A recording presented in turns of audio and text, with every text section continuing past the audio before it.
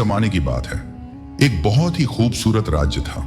उस राज्य के घने जंगलों में एक गांव था जहां राजू नाम का एक लकड़हारा रहता था। राजू बहुत मेहनती और ईमानदार इंसान था। जब वह बहुत बूढ़ा हो गया तो उसने सोचा कि अब मरने के दिन करीब है, इसलिए अपने बेटे अर्जुन को कुछ जरूरी बातें बता देनी चाहिए ताकि वह अपनी जिंदगी आराम से गुजार सके। एक दिन राजू ने अपने बेटे अर्जुन को पास बुलाया और कहा, बेटे अर्जुन, तुम्हें पता है कि जंगल के पूरब के किनारे पर पीपल का एक बहुत बड़ा पेड़ है। मैंने आज तक उस पेड़ को कभी नहीं काटा। कल से तुम अकेले ही लकड़ियां काटने जाओगे क्योंकि अब मेरा आखिरी वक्त आ गया है।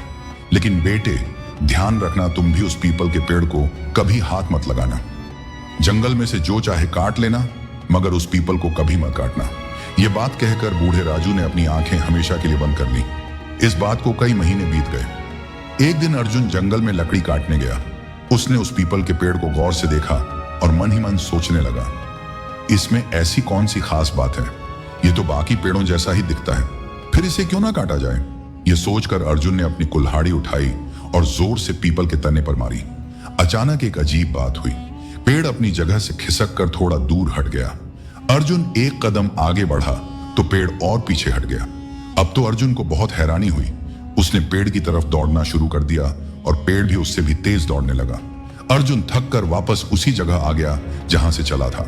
उसने अपनी कुल्हाड़ी कंधे पर रखी और अपने घोड़े पर बैठकर घर की तरफ चल दिया। चलते चलते रात हो गई और चारों तरफ अंधेरा छा गया। अर्जुन ने अपने घोड़े को रोका और फैसला किया कि रात यहीं बिताएगा। उसने घोड़े को एक पेड़ से बांधा और खुद ऊपर चढ़कर एक मोटी डाल पर बैठ गया। जैसे ही सुबह हुई, अर्जुन पेड़ से नीचे उतरा।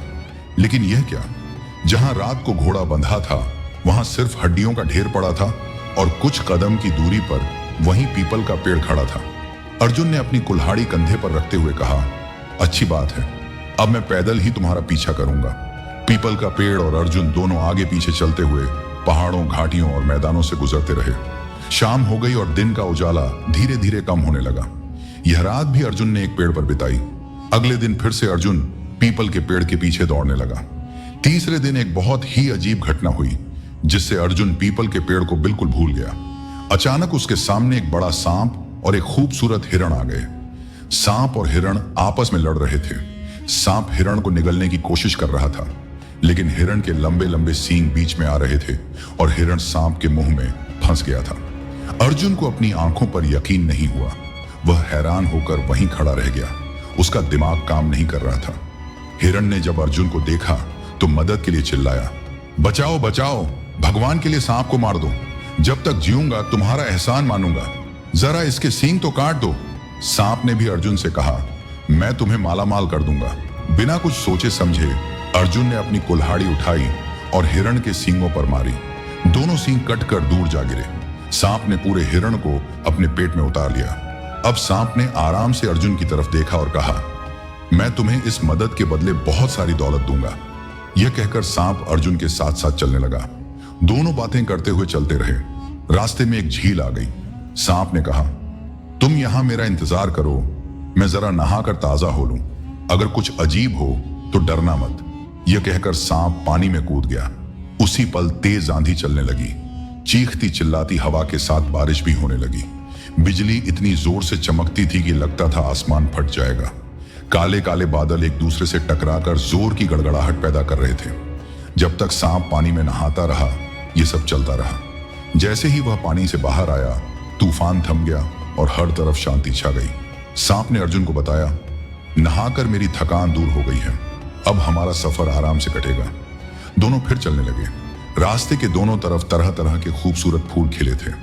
कभी उन्हें तोड़ते, कभी हंसते और कभी गाते नाचते वे आगे बढ़ते रहे। आखिर उन्हें एक घर दिखाई दिया।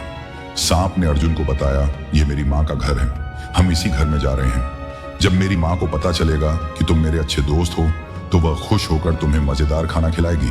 अर्जुन ने कहा, कुछ खाने को मिल जाए तो बहुत अच्छा रहेगा। सांप ने उस मौत समझाते हुए कहा, खबरदार कुछ मत खाना, बल्कि मेरी माँ से कहना कि मुझे आम संगीत के पेड़ पर लटका हुआ छोटा सा आईना दे दो। बातें करते करते वे घर के अंदर पहुंच गए। सांप ने दरवाजा खटखटाया। सांप की मां ने तुरंत दरवाजा खोल दिया। बेटे का हालचाल पूछने के बाद उसने पूछा कि उसके साथ ये अजनबी कौन है। सांप ने जवाब दिया, मां जी, ये मेरा सबसे अच्छा दोस्त अर्जुन है, इसने मेरी जान बचाई है।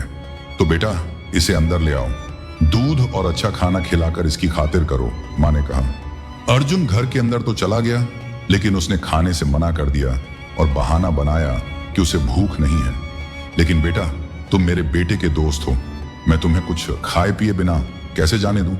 अच्छा कुछ खाते नहीं तो कोई तोहफा ही ले जाओ, सांप की माँ ने कहा।